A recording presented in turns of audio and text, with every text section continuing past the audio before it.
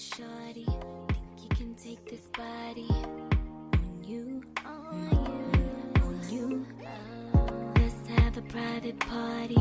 Think you can take this shorty on you, on you. Move your body, I just wanna go and party. I just wanna be up on you. Want you to myself, so selfish. Want you to myself, can't help it. I'll take my time. I'll take it slow. I'll go slow.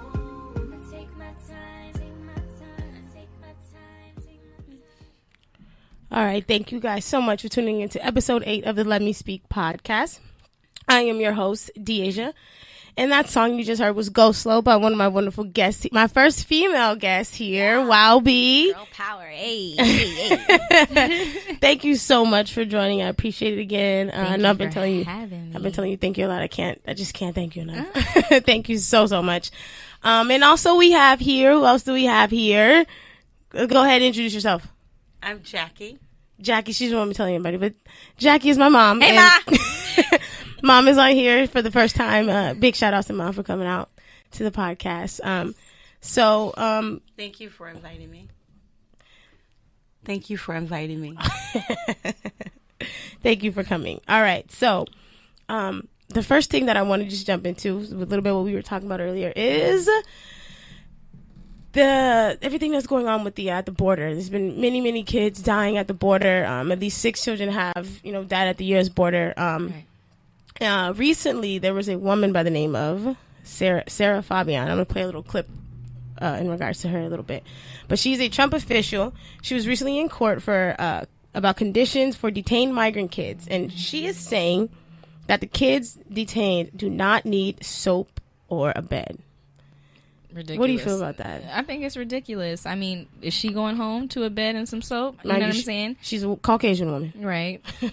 Right.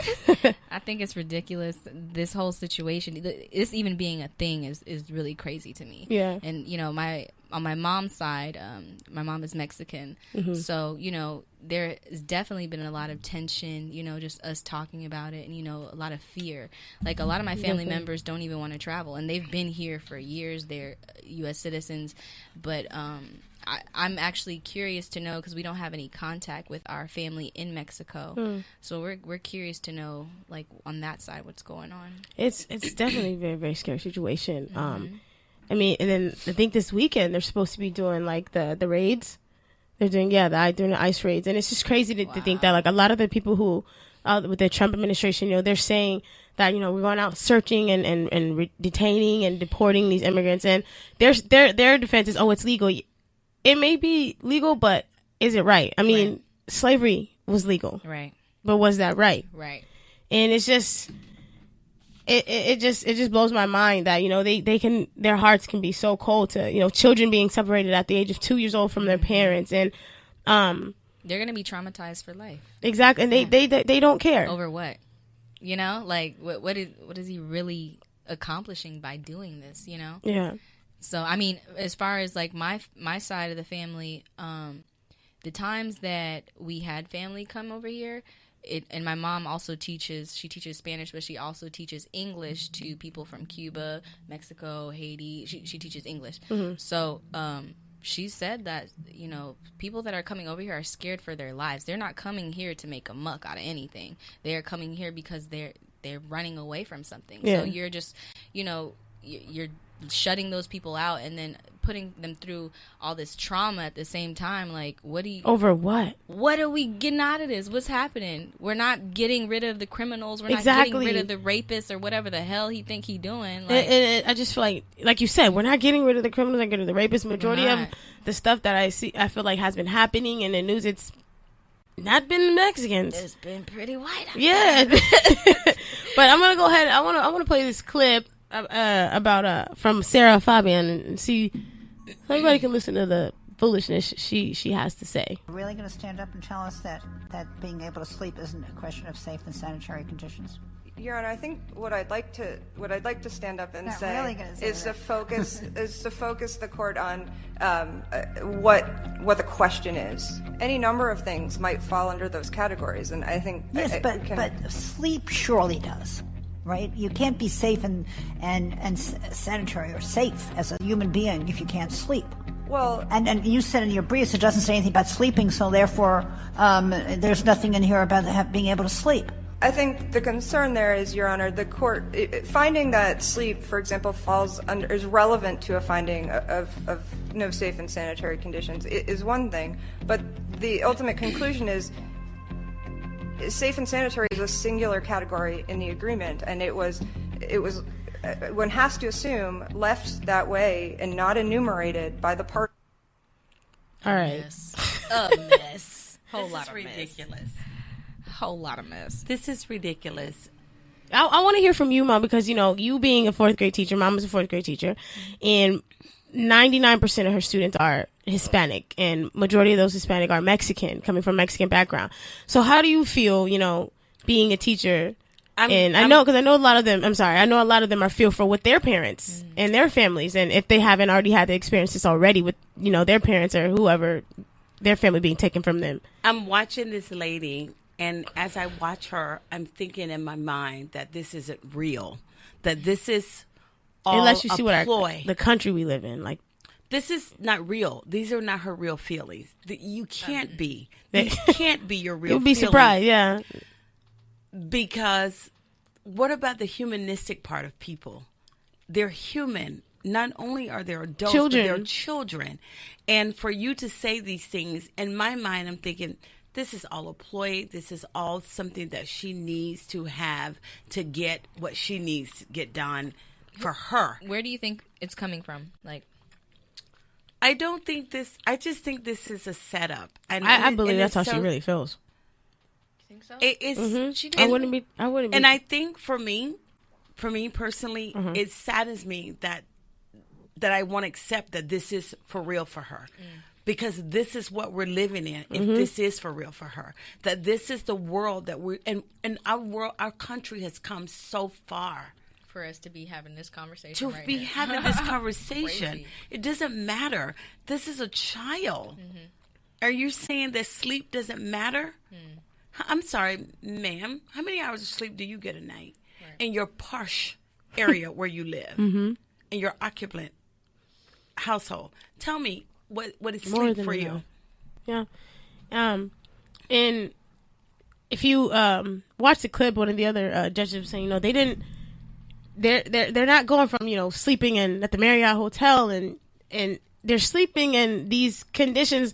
Well, It's like a detention center. yeah, yeah. So, and one of the lawyers who visited the detention center this month, he said, I believe it was in El Paso, Texas, and he said that there was inadequate food, water, and sanitation for about 250 minors, and up to 25 children could have the flu.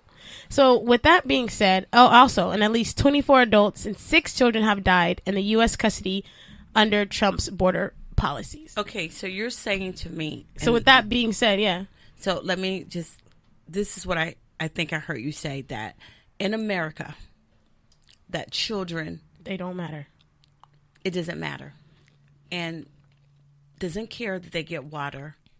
I mean, The basic thing. what is going on? So that's my point. Is like, how can you even try to defend the fact that they don't need a bed or they don't need sleep or water or food? Question what their end game is there for that detention center. If you don't want to give people the basic things to be able to live, what do you really want these people to do? Like, are you setting them up?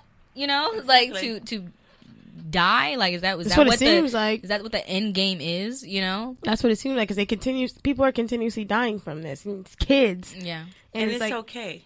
That's how they're making it seem. This is America, where the land of the free and the home of the brave that people are coming to. And this is what you're saying? You're saying that it's okay for children?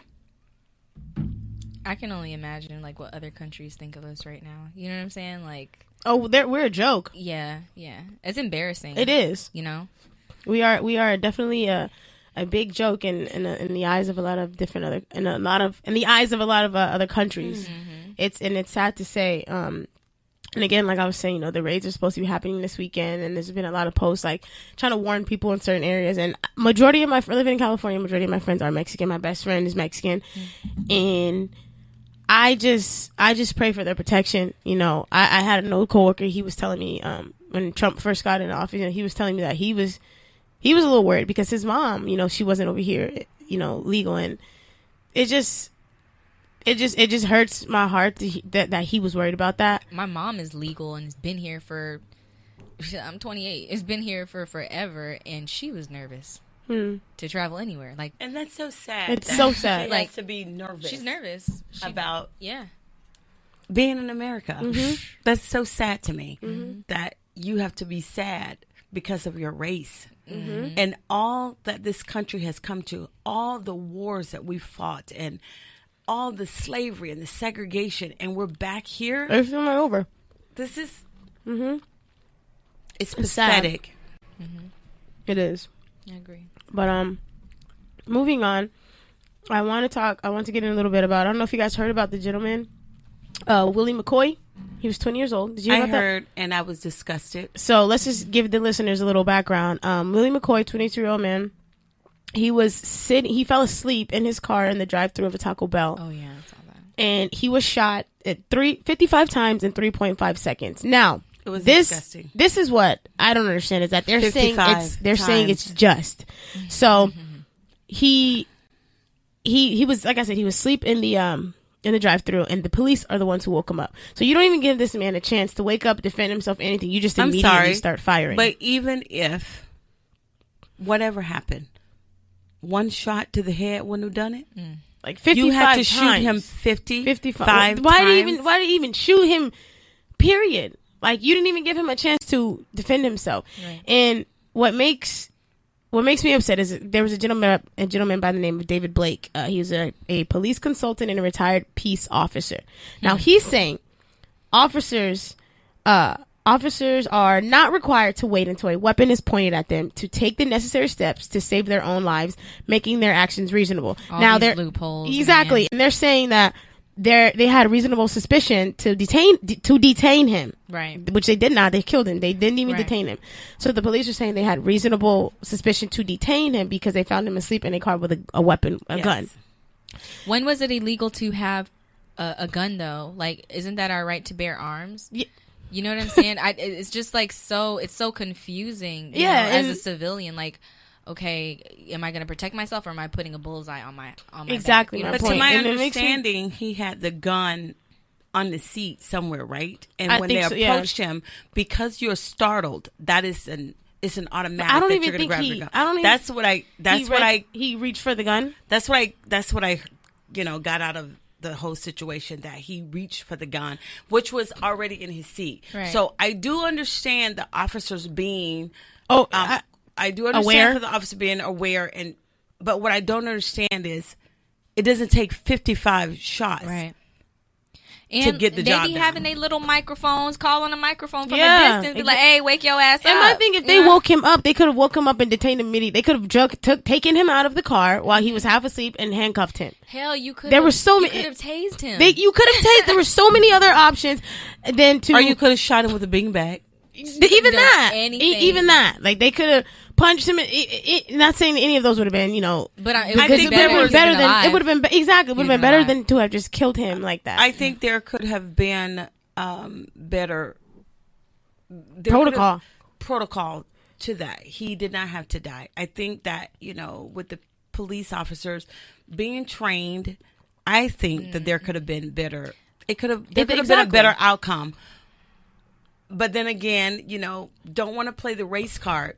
But because it was a black, play that race African card. American Play young that guy, Yeah, because I just let go him, for what let it him is. have been Caucasian. I just don't see them shooting him 55 times in 3.5 seconds. Don't see it happening Well, at all. I think We've seen in the news that it'd be a armed gunman, a white Exactly. armed and they will gunman. do whatever they talk wanna- him through with. and they want to talk him down. they really are trying to and they want to go exterminate get us. the negotiator to negotiate things with him. They're trying Right. to exterminate us, especially the black Right. man. I feel We'll get your jet if that's what you want to do to fly somewhere.